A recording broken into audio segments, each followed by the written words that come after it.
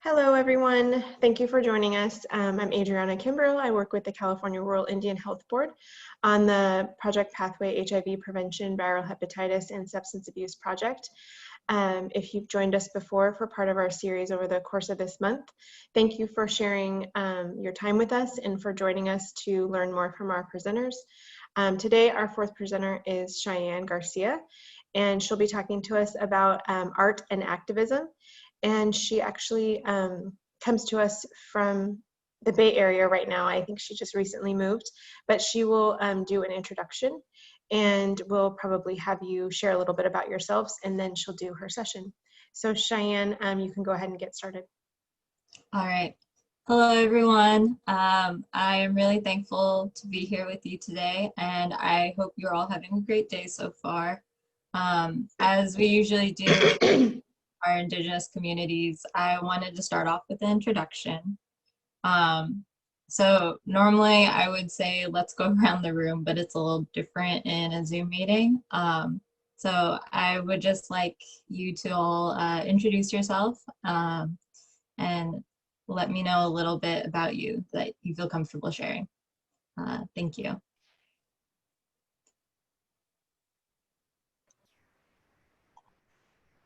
Hi, I'm Daniel Domigan.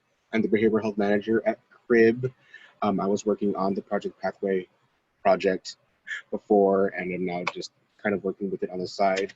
I am originally from Kumeyaay Territory, San Diego, California, but my parents are from the Philippines, and I had sushi for lunch today. Thank you.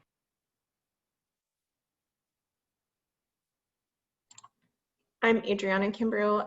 As I mentioned, I work with the California Rural Indian Health Board. I've worked on this project for about 3 years. Daniel was my supervisor for most of that time, and he's graciously joined us. He helped us recruit Cheyenne for the session. So thank you for that. And then I've also worked predominantly on youth programming at the California Rural Indian Health Board for 20 years, was my anniversary in August. So I worked on a variety of different topics, including teen pregnancy prevention, and a lot of different things, but primarily teen pregnancy prevention and HIV prevention. But mainly.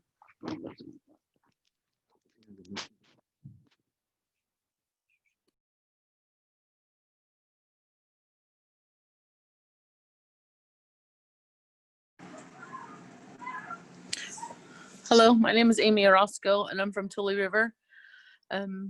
I'm helping Cassandra Gonzalez with the Project PaTHwAY right now. I currently work on the Tribal Youth Suicide Prevention Grant and the Youth Tree Grant through our Indian Health Center. But I've been working with CRIB for a number of years, and I appreciate all the help that all the CRIB staff gives Tule River.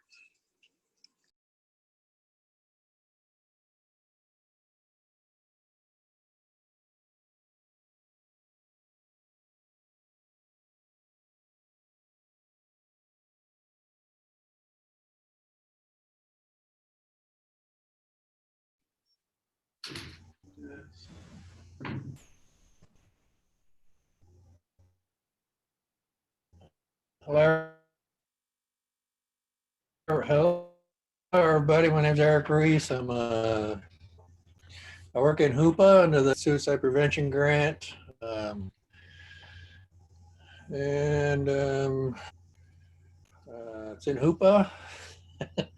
And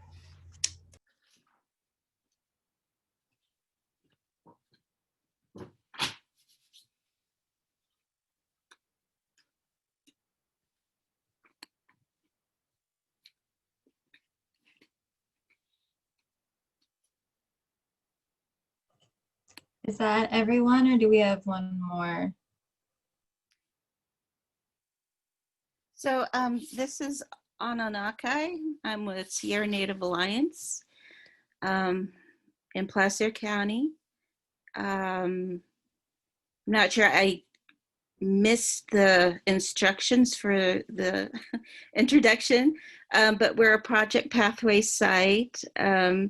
And then we're a Native Family Resource Center, do Indian child welfare. We have a substance abuse counseling, mental health services, and then youth development and leadership programs.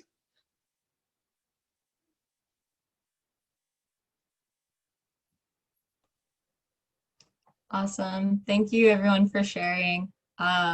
So I'll go into telling you a little bit about me. My name is Cheyenne Garcia. My mother is Kathy Wilcutts, and from her side, I am Lakota from the Cheyenne River Sioux tribe in Eagle Butte, South Dakota. My father is Stephen Garcia, and from his side, I am also Tongva, Mescalero Apache, and Yaqui. I was born in South Dakota, and shortly after I moved to San Diego, where I spent most of my childhood there. I am now 25 years old. I recently moved to San Francisco, as mentioned before, and I am currently going to San Francisco State University, which I would like to acknowledge is on the land of the Ohlone people here. I was a transfer student and am now in the process of finishing my bachelor's in American Indian Studies. I would also like to share that I identify myself as Two-Spirit. I wouldn't say I ever came out to my friends and family. It was more so that I came into understanding who I was and what I wanted to do with my life. Going into my upbringing, I'll give you a little background on me. I come from a family of artists within multiple generations. My parents were self-employed as artists, and growing up, I got to experience the life that they lived.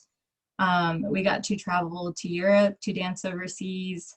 I performed with my mom and dad at many different locations, such as art galleries, museums, libraries, my school even, as well as other schools and colleges and many, many other events over the years.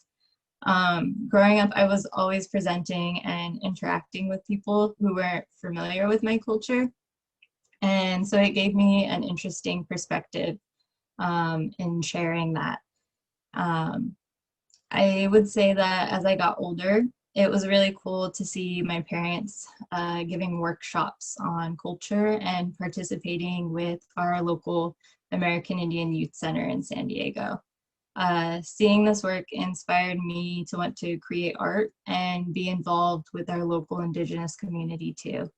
So I'm really excited to be here today to work with all of you and talk about art as activism.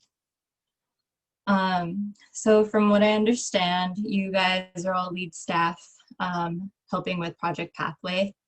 I think this is really amazing that you were doing this work and paving the way for this kind of work to be introduced into our Indigenous communities. There is a great need for the American people in general. When I was younger, even though I was always with my parents for performances and cultural gatherings, there was also a disconnect when it came to certain topics. When I was younger, I didn't understand why my mom would take me to places like we would go to the American Indian Recruitment Program, where they would discuss how to go to college and what you can do when you're there and how to apply and stuff like that. Or they would take me to the American Indian Health Youth Center, which is how I met Daniel actually. Where they would have study time with computer labs and workshops, and would also discuss mental health and wellness combined with culture. She was always signing me up to go to conferences. And when it came to have the talk instead, she gave me a book on the topic.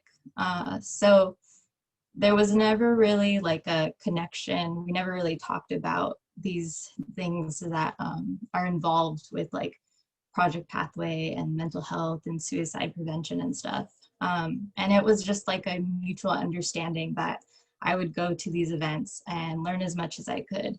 And when I was there at an event, I don't know, growing up, I always wondered why couldn't she just tell me herself, in a condensed summarized version? Why did I have to go to all these things, and learn from all these different people. And it wasn't until I was older that I realized it wasn't that she didn't want to talk to me about it. It was that she didn't know how to talk to me about it. It wasn't until I was older that I started to understand that there was a gap missing in our relationship. And it wasn't because of me or her, but because her mom had missed out on that moment with her mother, which would be my grandmother. See, for me, I ended up learning that people always talk about boarding schools and assimilation as a thing that happened in the past. But I learned quickly that it was only 2 generations ago that this happened for my family. And as an adult, I am just now starting to learn the term intergenerational trauma and what it means to be affected by it personally. My grandparents were taken away from their families, as you all know, with boarding school. They had to cut their hair, told not to speak their language, and grew up trying to teach their children, like my mom, how to assimilate as they had been taught. When you learn about this from my standpoint as a child at the time, it's a lot to take in. And then when you learn about your history and how colonization has affected us over time, it can be really disparaging, especially now as I'm in my American Indian Studies program at school. However, I think it's places like CRIB and youth centers and community gatherings that are helping heal these traumas. Through going to these events and workshops as a kid, I found others like me. And even though we weren't really sure why we were there, we realized that we weren't alone, we all had each other, you know. And there was a community that was here to support us and encourage us to be the best that we could. Even though my mom didn't feel comfortable talking to me, there were adults out there that were part of the community that cared about our health, our well-being, our success, and imparted the wisdom that they had learned onto us. So now, I know some of you might be thinking okay, so this is all really great, but how does it tie into the topic of art as activism? And I think activism is relevant to all of this in that it is a way for the community to come together to bring about social and or political change. I believe that activism is important to healing Indigenous communities facing the challenge of colonialism and intergenerational trauma. It is also essential to the inclusion of LGBTQ2S communities back into our Indigenous communities. This is because these two groups are constantly fighting for change, and art can be used as a tool to bring people together to achieve this. Through my experience, I have realized that before you can help others, though, you must first be able to help yourself. And I think art can be a really great tool for that, in that it acts as a form of self-care. Art is typically seen as a form of expression. And for me, sometimes I admit I find myself in a place where it's hard for me to express the emotions I'm feeling. And this is exactly where art comes in. By being able to practice an art of some sort, you are allowing yourself time to be with yourself and process what you're experiencing. Every art form requires an amount of time to set up, to create, and time to clean up or edit afterwards. And through this reflection, there is a process that gives you the space, both physically and mentally, to find out what it is you want to express. This year has been a whirlwind of issues around change. We have seen issues come up regarding racism, politics, our justice system, destruction of land, challenges to Indigenous sovereignty, environmental impacts, and just overall climate change. As a young Indigenous woman myself, this can feel all really overwhelming when thinking of the many large issues at hand. However, it brings me comfort and hope to witness the unity of communities this year, coming together with others to strive to create change. I believe art adds to this process because you are physically creating something that can inspire others to create change. I was currently reading a text in one of my classes called Elements of Indigenous Style by Gregory Younging, and there's a section about the Indigenous voice.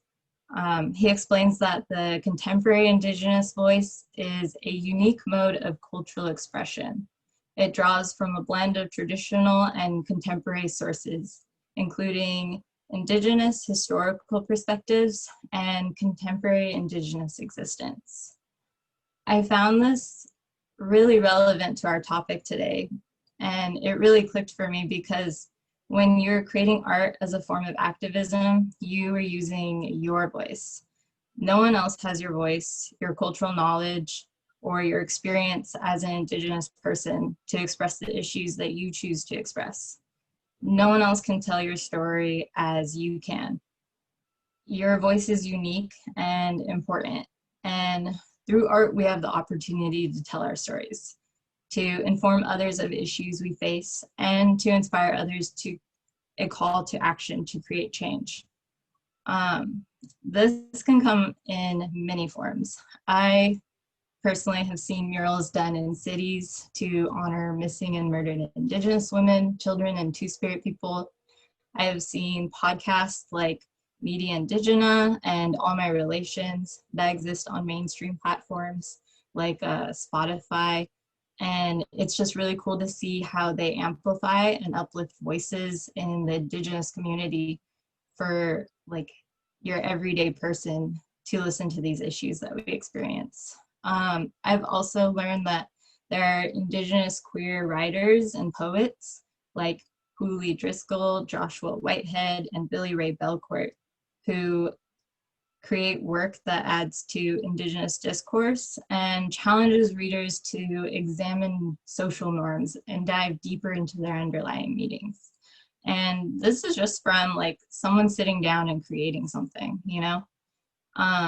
There are photographers like Matika Wilbur who provide an Indigenous perspective to their work.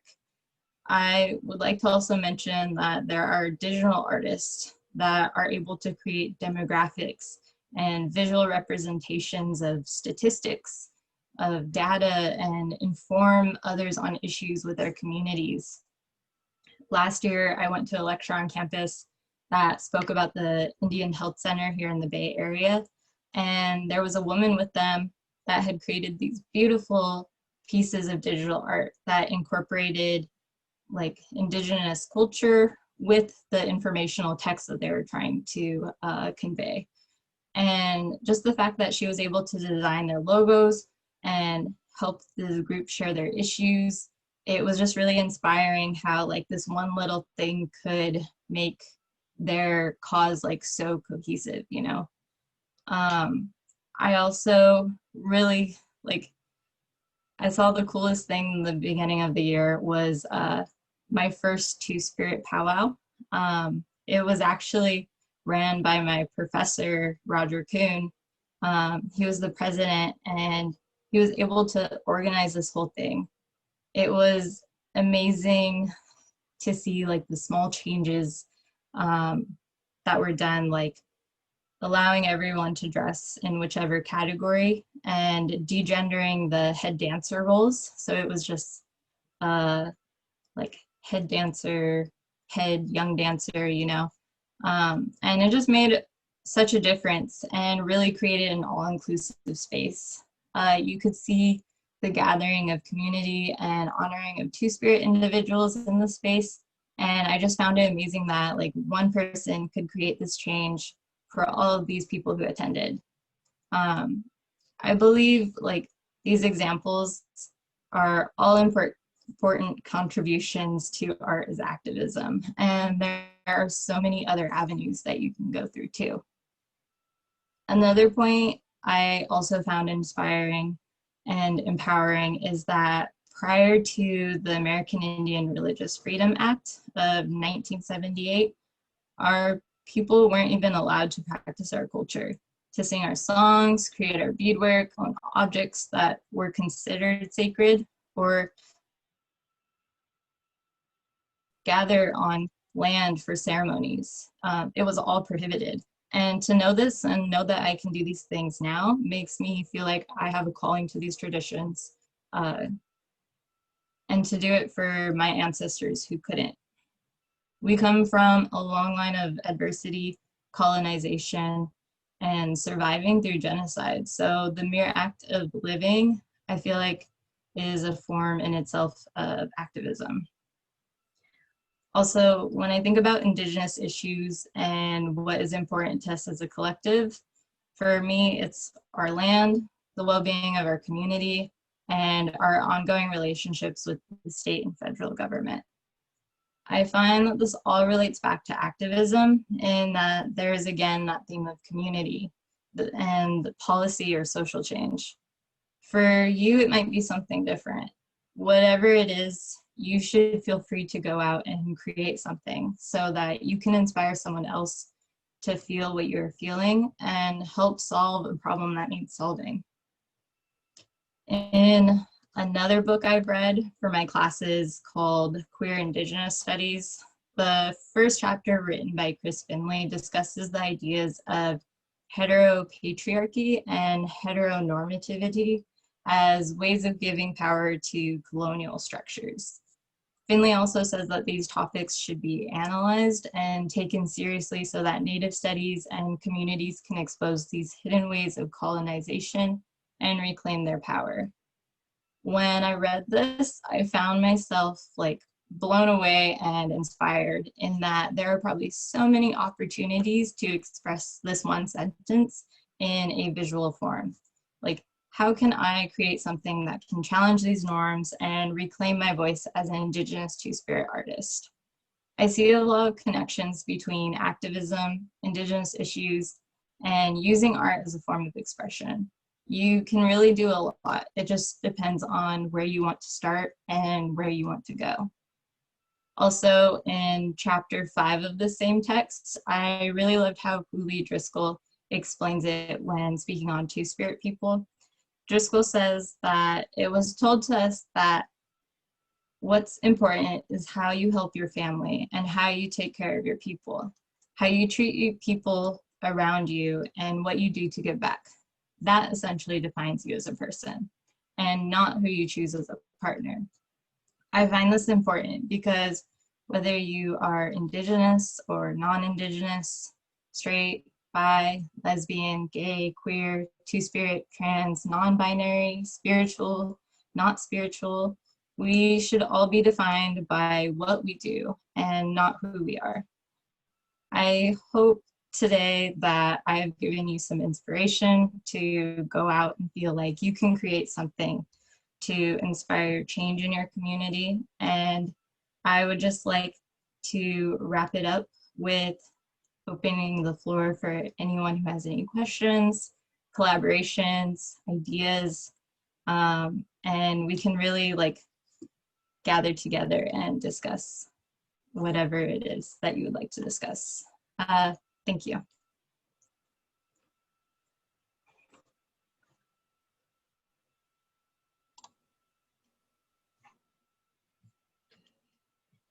If anybody has examples of anything that aligns with art as activism that you'd like to share that possibly other sites would be able to implement moving forward, that's also a good option.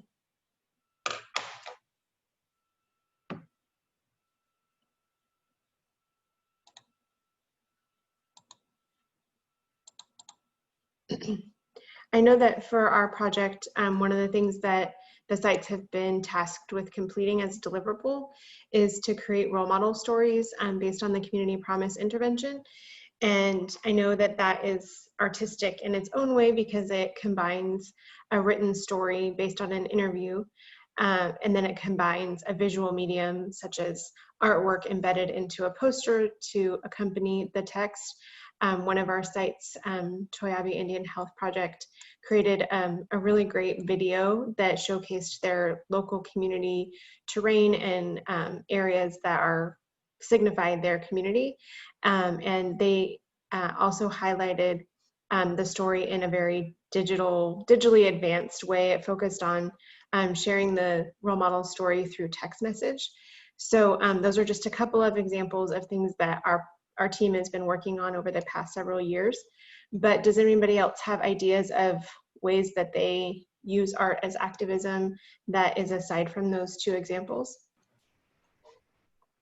I have a question.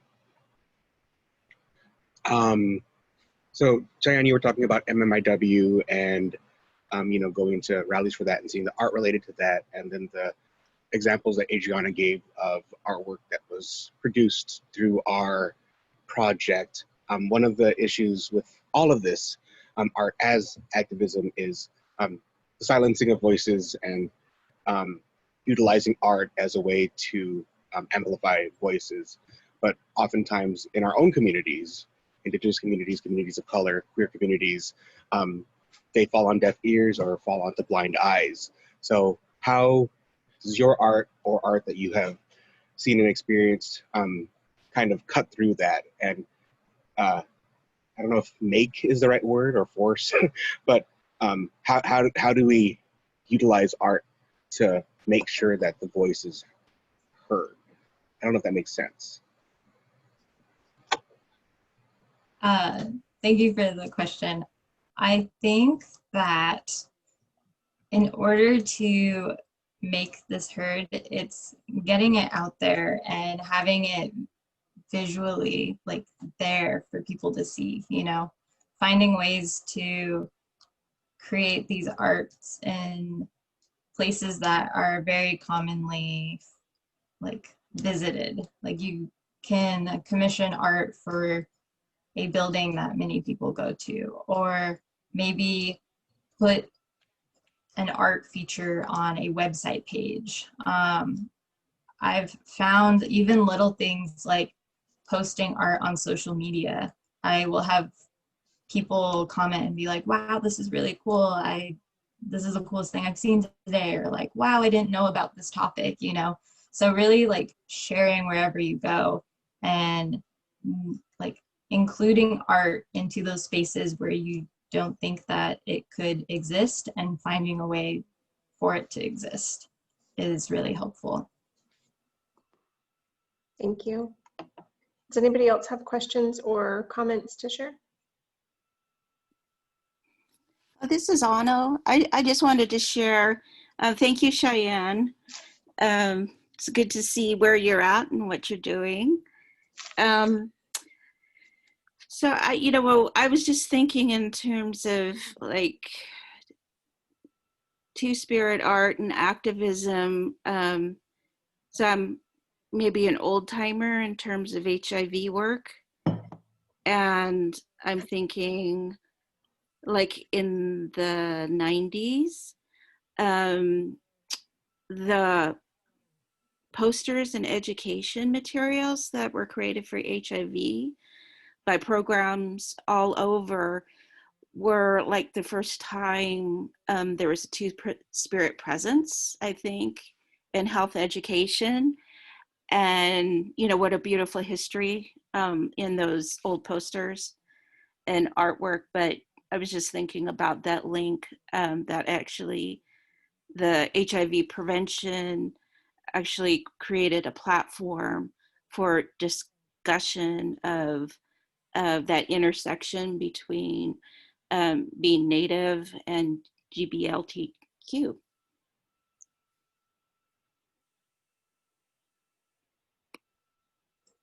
I really like that input.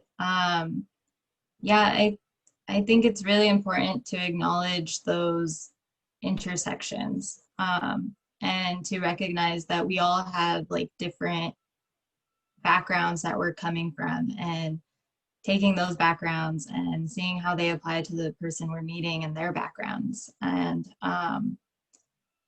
yeah, just I find it so uplifting and freeing to know that like you don't have to fit into one category. You're not one thing, that you can be multiple things, and taking that and putting it forward and seeing how is my situation unique and what can I have to offer that is unique because of my background.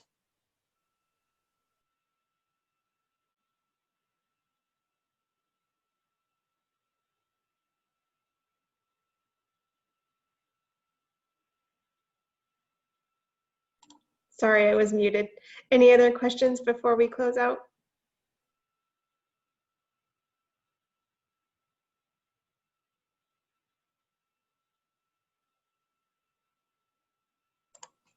Okay, well, before we officially close out and I go through that process, I'd like to invite you all to share your input on this poll that we created.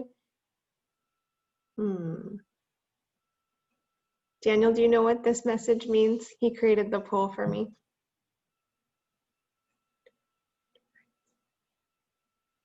he still on here? No. Okay, so Daniel stepped off. I guess my poll is not active for some reason. I've never gotten this message before, so unfortunately we won't be able to do that.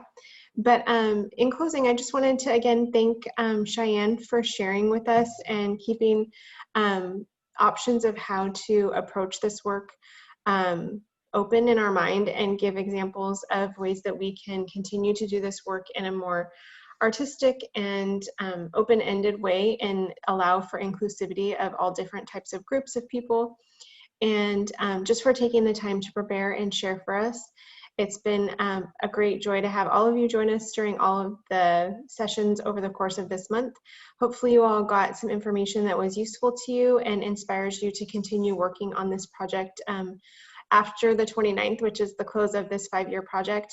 And of course, even though the funding will not be specific to your sites under this project after that date, CRIB staff, including myself and Daniel, are always available to you all if you'd like support or ideas or feedback on the work that you're doing as you move forward.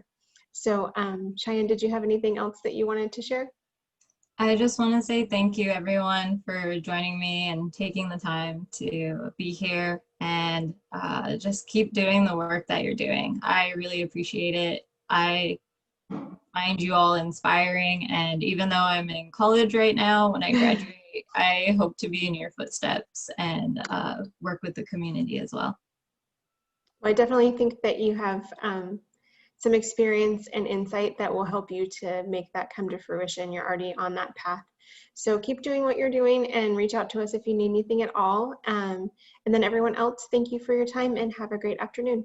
Thanks.